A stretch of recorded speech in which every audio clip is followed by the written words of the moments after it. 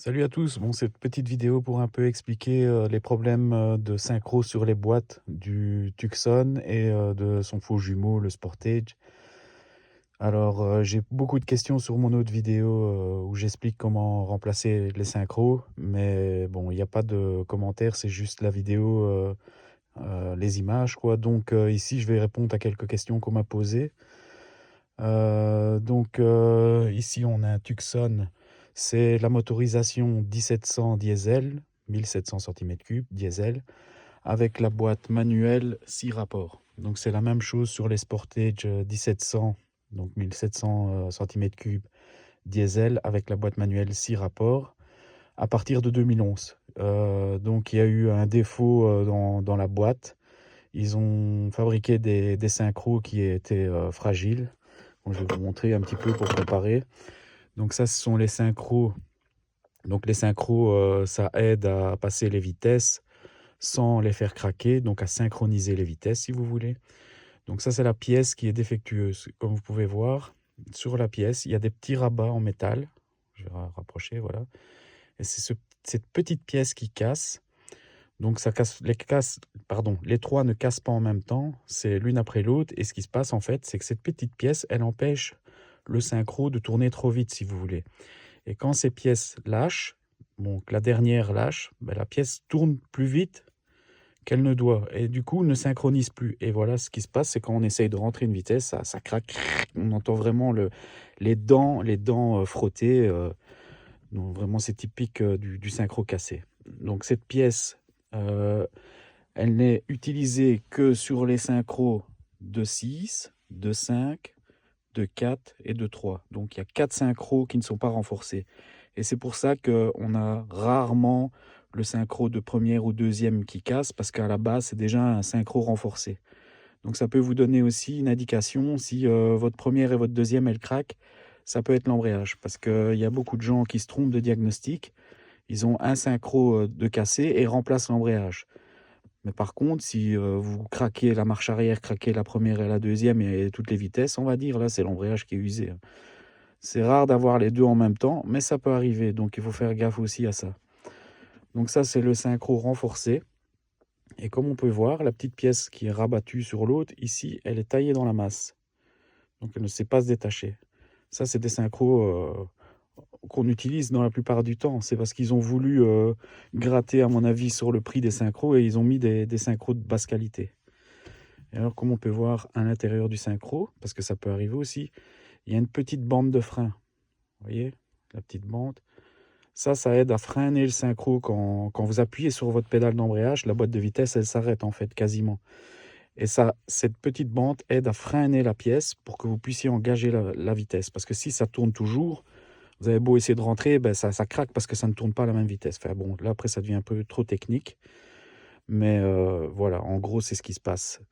Donc, les gens qui me demandent si c'est possible que tous les synchros soient cassés, faites gaffe que c'est pas l'embrayage aussi, hein. Donc, moi, je conseille quand on doit remplacer les synchros, on fait l'embrayage.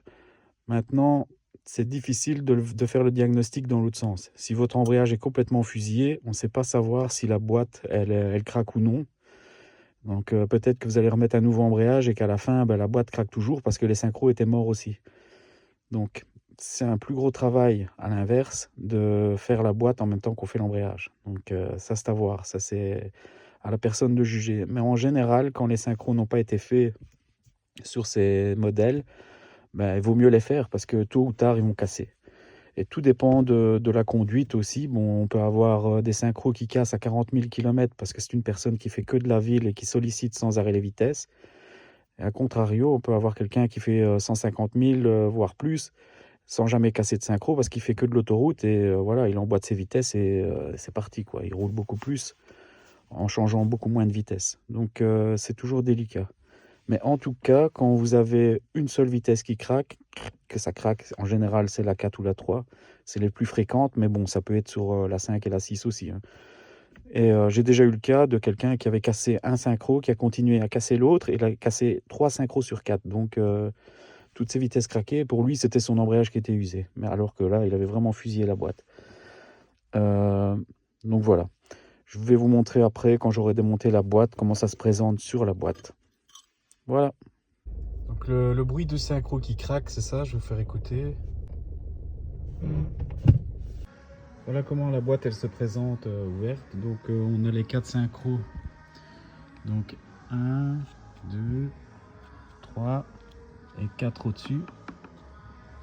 Voilà. Et alors quand on ouvre la boîte, on constate tout de suite il y a un aimant et on voit tout de suite les petits rabats que j'expliquais qui cassent. On se retrouve sur l'aimant. Ici il y en a 3, ça correspond à un synchro, quoi. Donc heureusement qu'il y a cet aimant qui ramasse les petits bouts pour pas que ça voyage dans la boîte. Voilà. Arc primaire démonté, ça donne ça. Donc comme j'expliquais, les synchros, ce sont les pièces qui sont ici. Entre le pignon de vitesse et le baladeur qui change les vitesses. Quand on bouge le levier, c'est cette pièce-là qui va de haut en bas. Et alors le synchro vient se placer ici entre les pièces, comme ça. Voilà. Il y en a 4, comme j'expliquais. Et donc pour la première, c'est sur l'arc secondaire. On voit la première ici en bas, qui a déjà un synchro doré, on va dire. Comme ça, vous voyez un peu. Donc qui est renforcé. Là maintenant, ce que je vais faire, donc, c'est enlever pignon par pignon pour pouvoir remplacer le synchro cassé. Enfin, je vais remplacer les 4. Ici, si on regarde bien, on voit la petite pièce manquante qui verrouille la pièce et du coup, la pièce tourne complètement, quoi. Voilà, le coupable ici, c'était la 4 qui craquait. Et comme on voit, je vais dézoomer un peu. Voilà, il manque les espèces de petits rabats, les 3, qu'on a retrouvés sur l'aimant.